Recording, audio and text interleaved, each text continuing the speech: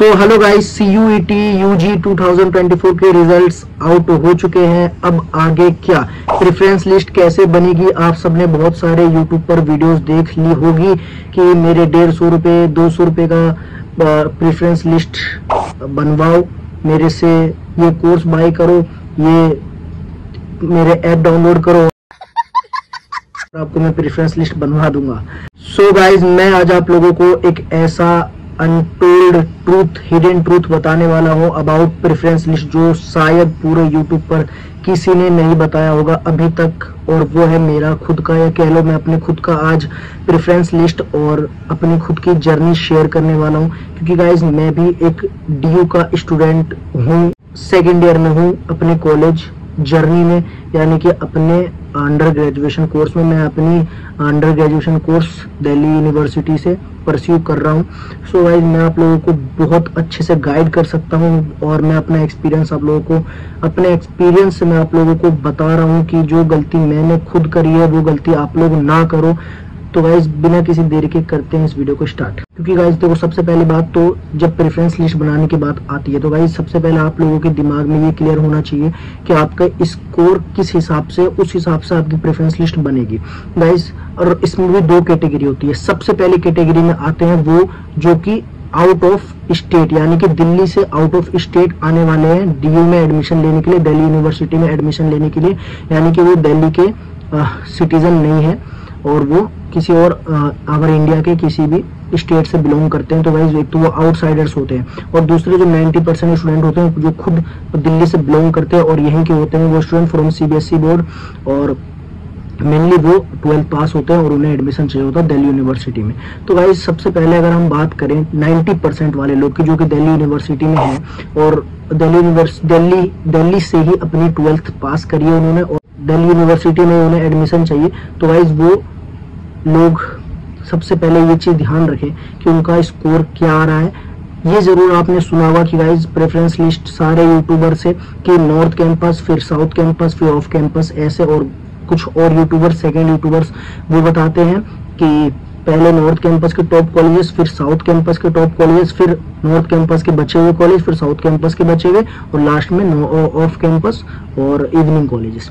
तो गाइस देखो, ये कुछ हद तक सही है, मैं बिल्कुल गलत नहीं बोलूंगा, लेकिन मैं अपनी एक्सपीरियंस से बताऊं जो मैंने गलती करी है।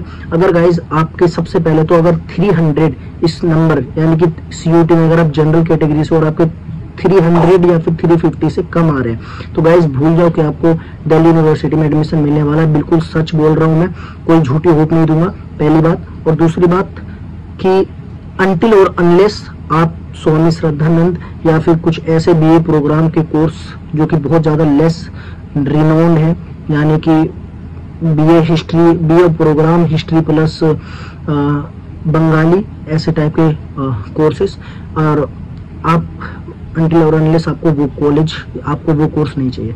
तो गाइस देखो, ये सारा जो प्रेफरेंस लिस्ट का खेल है जिसके अंदर कॉलेज प्लस कोर्स का कॉम्बिनेशन बनाना होता है, तो इसके अंदर सबसे पहले आपको ये ध्यान रखना है कि आपके घर के नजदीक कौन सा कॉलेज पढ़ रहा है। जैसे कि अगर आप मालवीय नगर से बिलोंग करते हो, जैसे आप हौस खास से बिलोंग करते हो, जैसे कि आप कश्मीरी गेट के अराउंड बिलोंग करते हो, या फिर जो भी आपका नियरेस्ट मेट्रो है उसके अराउंड कौन सा कॉलेज आपके बिलोंग कर रहा है, तो सबसे पहले आपको वो चेक करना है, पहला काम। और आपने जब ये चेक कर लिया, ऐसा मैं ये इसलिए कह रहा हूँ ताकि आप जब उस कॉलेज में जाओगे, मान लो आप साउथ कैंपस में रह रहे हो, यानी कि आप साउथ दिल्ली में रह रहे हो और आपने नॉर्थ कैंपस का कोई कॉलेज भरा, हिंदू हंसराज और केरोड़ीमल या फिर रामजस, और आपका उसमें बाय चांस नाम भी आ जाता है, आपको वो अलाउड हो जाता है कॉलेज प्लस कोर्स का कॉम्बिनेशन, रामजस वगैरह नॉर्थ कैंपस के कॉलेज। तो गाइज आप साउथ कैंपस, साउथ दिल्ली से नॉर्थ कैंपस का जो मेट्रो स्टेशन है विश्वविद्यालय, ये मैं अपने एक्सपीरियंस से बता रहा हूँ, बाकी मेरे जो दोस्त हैं उनके भी एक्सपीरियंस से बता रहा हूँ। जो भी ऐसे दोस्त है मेरे, उन्होंने खुद बताया ये बात, तो मैं आप लोगों को वही चीज गाइड कर रहा हूँ कि वहां पर नॉर्थ कैंपस के अंदर जब आप जाओगे कॉलेज में, तो गाइज आपका आना और जाना बहुत टाइम लेगा, यानी कि अराउंड 2-3 आवर्स आपको लग जाएंगे ओवरऑल जाने और आने में, और ज्यादा ही अगर मैं कहूँ तो 4 आवर्स आप मान के चलो, 2 घंटा जाने का 2 घंटा आने का, तो गाइज उसमें ही आपका दिन आधा चले जाएगा कॉलेज का। तो आपका जो मेंटली आप डिस्टर्ब रहने लगोगे, और आप मतलब एक तरीके से कहते हैं ना, मजदूर वाली फीलिंग आपको आने लगेगी। आप पढ़ नहीं पाओगे। तो गाइस सबसे पहला मेन रीजन तो ये है कि थकावट ऐसी हो जाती है आने और जाने में, क्योंकि गाइस हम लोग के स्कूल वगैरह अभी तक हमें स्कूल की आदत है, अभी तक हम लोग कॉलेज में नहीं गए, आप लोग कॉलेज में नहीं गए हो और अभी तक आपको स्कूल की आदत है, जो कि ज्यादा से ज्यादा 2 किलोमीटर 3 किलोमीटर 10 किलोमीटर के अंदर वो स्कूल होगा। मेजोरिटी जो है उन्हें इतनी आदत नहीं होती ट्रैवल करने की। तो गाइस मैं आपको एक चीज सजेस्ट करूंगा कि within the 10 kilometre to 15 kilometre, इससे ज्यादा बाहर मत जाना। इसमें भी आपको अराउंड ओवरऑल दिन के 3 घंटे आने और जाने में लगेंगे। तो गाइज आप परेशान हो जाओगे जब आप उस कॉलेज में जाओगे, तो क्योंकि गाइज ये रेगुलर कॉलेज है, हफ्ते में 5 दिन आपको जाना ही जाना है। और क्योंकि फिर गाइज आप रेगुलर कॉलेज का मतलब ही क्या है। तो गाइज सबसे पहले तो ये है मिस्टेक।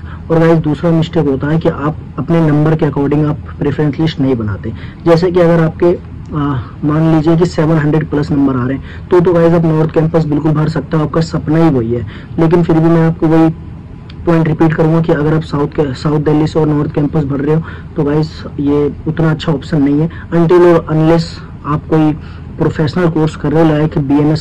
और अगर आप BA honours history, political, Hindi, English और इस टाइप के लैंग्वेज कोर्स कर रहे हो, तो गाइज वो तो कहीं पर भी आप अगर हंसराज से या फिर आप हिंदू से पॉलिटिकल साइंस भी कर लो, तो भी आपको ऑन कैंपस कोई रिक्रूटमेंट नहीं है, यानी कि कोई प्लेसमेंट नहीं है। तो गाइज फायदा क्या, सिर्फ डिग्री की। तो गाइज पढ़ो और ग्रेजुएट बनो या फिर एजुकेशन लो सिर्फ और सिर्फ काबिल बनने के लिए, ना कि जॉब करने के लिए। इस लालच में गाइस पढ़ाई मत करो, मेरा तो एक ये भी आप लोगों को सजेशन है।